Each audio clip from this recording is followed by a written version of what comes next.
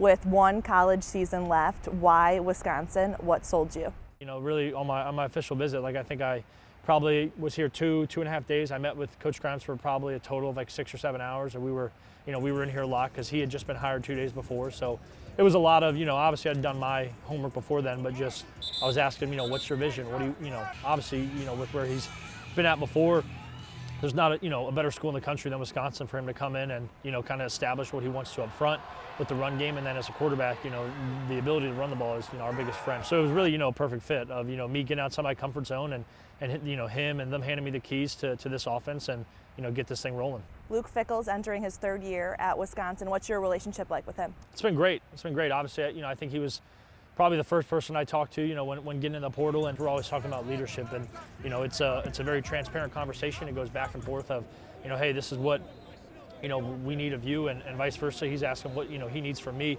in order to make that happen and stuff like that. So it's been good, and there's not a coach in the country that I'd want to play for under my last year than Coach Fick. Much of your career was a waiting game. Now coming off your first year as a starter at Maryland, how did that year impact who you are today? I think a lot. I think I went through a lot of adversity as a team. I think me personally fighting through some injuries. I think that was a really rewarding moment to win that job and to kind of present myself as a starter, because like you said, it's been a waiting game a lot of my college career, and I think the biggest thing for me is I always from a young age as a college player figured out it's all about opportunities. The season didn't go as we wanted or as I wanted, but making sure I learned from all those things, because there were a lot of good moments to learn from and a lot of good things that I accomplished both individually and as a team. What can Badger fans expect from you on Saturdays? I tough, gritty guy. I think the style of the offense, who knows how much you're going to see me run, but just a guy that's going to give us all. I think the biggest thing, whatever's asked of me, whether I'm throwing to Vinny Anthony or Jaden Ballard or whoever it is, taking the tops off, I'm going to give it my all. There's the stadium I've seen, and I played here in 2022, and it was a bad weather game, but it was still a great environment, and to be representing a school and a program like Wisconsin, like I said, there's nowhere else I'd rather be than here, and I really get a great opportunity to play for one of the top programs in the country, with the tradition, the history, all that stuff.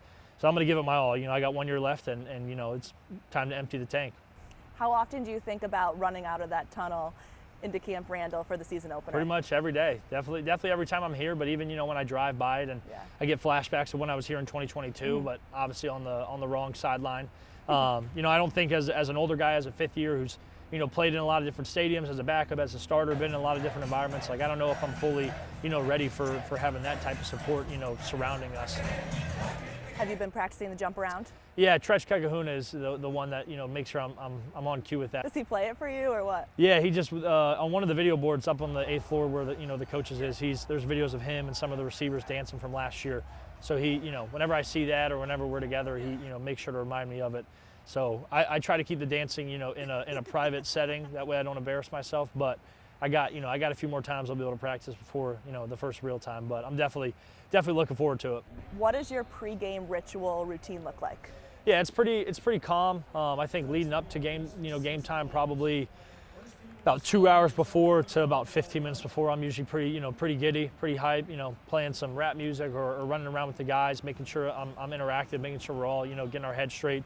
And then usually the last 10 to 15 minutes when we come back in right before we go out, that's when I kind of get myself right, get my mind right, maybe go through the openers one more time, look at it. Obviously, quarterback's a very mentally challenged position. You're really you're put on a lot is put on your plate mentally.